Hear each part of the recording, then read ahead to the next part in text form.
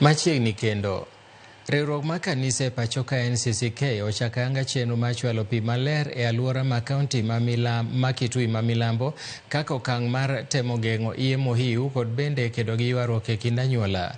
Kanochiwo ayanga chenro makamano mar pi mamuonyo siling milion 500, jakom mar NCCK Reverend Canon Chris Kinyanjui nowacho ni onge mar pi e alwora ma Kitui ma milambo osenyayo wach mar ohiu kendo e kind nyithindo kaachiel bende gi kelo ywaruok e kind oganda. Canon Kinyanjui, gender-based violence and even femicide. Women are killed when they go to look for water.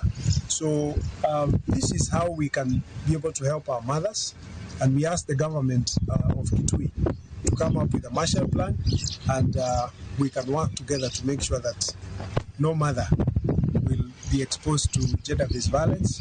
And our role as Help a Child is really to support local implementing partners because they are closer to the people. They are already committed to helping children in the long term. It's part of their ambition, and they are closer to the people even after Help a Child funding wears out or runs out.